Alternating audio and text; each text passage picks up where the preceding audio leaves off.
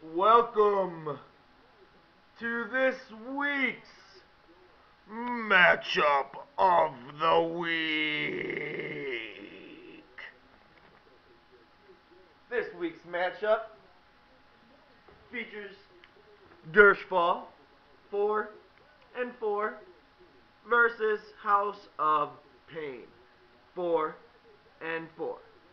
If you look through their history, or if they played each other every single week this week, House of Pain would be on top, 4-3-1, because they tied in week 1. But actually, ever since week 4, it's been House of Pain, and then Dershfall, and then House of Pain, and then Dershfall, and then House of Pain.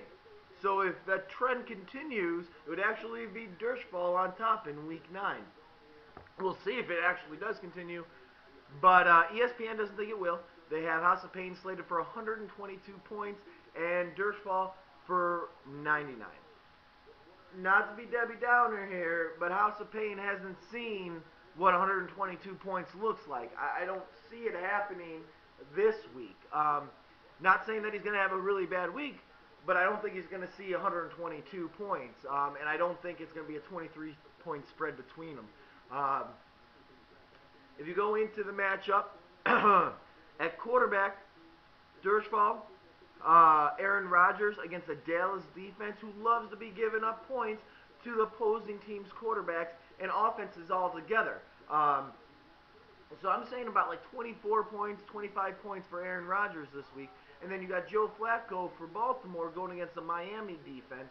Not saying that he's going to have a bad week here, but I'm thinking only more about that 14, 15 point area for Joe Flacco. That's a 12, 10-point difference between them.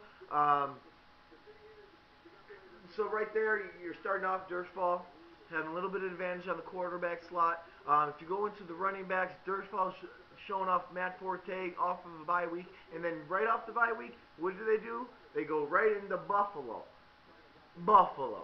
Okay?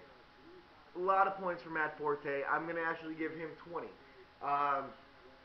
Michael Bush against KC. Unfortunately, KC is a pretty good defense, and with him sharing touches almost 50-50, or actually 40-60 with McFadden, I don't see that many points. I'm actually going to only say about 6, maybe 7 points for Michael Bush this week.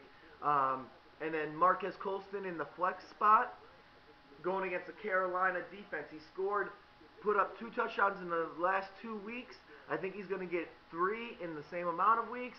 And then he might actually get number 4 too in this week against Carolina. Look for Marquez Colston to get about 17 to 18 points this week in Carolina. House of Pain, his running backs, Mendenhall, Arian Foster, Jarvis Green-Ellis. Mendenhall against Cincinnati. Cincinnati has a on and off defense, good one day, bad the other day. I don't think they're going to give up a lot of running yards this week. I think it's more going to be the Big Ben throwing on them. Give me only about 6, 7 points for Mendenhall this week.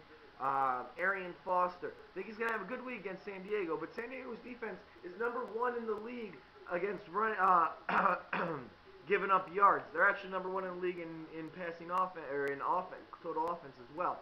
So I know their record looks crappy, but they're actually a pretty damn decent team. So give me Arian Foster. I don't think he's going to have a bad week. I don't think he's going to have his blowout, 30, 40-point week. Give me about 14 points for Arian Foster. Jarvis Green-Ellis, he is useless unless if he sees the end zone. Most of the yards are going to be going through the air with New England. And I think it's going to be that case, and I also don't think he's going to see the end zone. Give me only about 5 points for Jarvis Green-Ellis. If we move on, ooh. Oh, Chicago Deep Dish. I got Chicago Deep Dish yesterday night. From Giordano's in New York City. Anyhow, sorry. Receivers for House of Pain, Greg Jennings, going to have a big day. He's going to actually hope that he has a giant day, because the more touches that Jennings gets means the more points that he cancels out of Rodgers' 25 points. If all the touchdowns go to Greg Jennings, most of the yards go to Greg Jennings, House of Pain's not going to have a problem with Aaron Rodgers having points. Now, the one other problem is here, though, on the flip side, If Aaron Rodgers has a giant day and only a few things go to Greg Jennings, it's going to be a big problem. So I'm really looking close to that ratio, the Aaron Rodgers to the Greg Jennings. But Greg Jennings, I think, is going to get about 15, 16 points this week. So I think it's going to be not too bad of a ratio for House of Pain. Pierre Garçon, targeted 11 times last week, is really showing that the injuries to all the Indianapolis guys, the head guys are going to get a lot more touches. Pierre Garçon, he's going to get yards, he's going to get receptions, but he needs the touchdowns to really put him over top. This week, I don't think it's going to happen. I definitely think Tammy and Reggie Wayne are going to get the bulk share.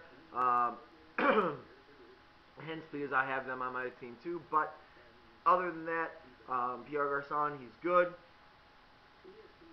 but he's not good enough to be able to shake the attention he's going to get now that the other receivers and tight end are out. They're able to look more at him, so he's not going to be the one who's just falling off and he's wide open because no one's paying attention to him. But still, give me 7 to 8 points for Pierre Garçon. If you look at the receivers over on Dirschfall's side, Lance Moore, T.O., solid, number 5 fantasy receiver this year, but he's going against Pittsburgh's defense. I still think he's going to get his. Give me 9 points for T.O. this week. Lance Moore against Carolina, just like Marquez Colston, has a good chance of getting a lot of points. It's hard to have 2 receivers on the same team, but it's because of all the bye weeks. I'm sure Lance Moore will be sitting out most of the rest of the year, but for now, it's not bad to have 2 receivers on one of the better offenses in the league. Give me about 10 points for Lance Moore, maybe 9 points for Lance Moore this week. Jason Witten, I'm not going to talk about both tight ends, but for House of Pain's tight end, Jason Witten, the hurt with Tony Romo actually getting hurt really helps out the fantasy stock of Jason Witten because Kitna loves the tight end. Look for Jason Witten to get about 16 points. This matchup is going to be very, very close. I don't think it's going to be as high scoring on the House of Pain side as ESPN's predicting.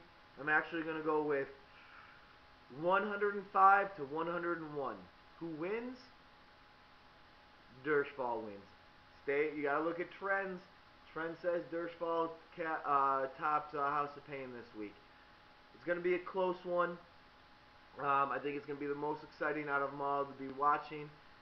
So, good luck to both of you. Oh, fantasy dud for this, Jarvis Green Ellis. Fantasy stud, Aaron Rodgers. Anyhow, good luck, guys. The winner of your matchup will definitely be right in the thick of things for the playoffs. The loser, on the other hand, is going to have a really good closing of the year. Anyhow, like I said, good luck. Hope it comes out on top for you.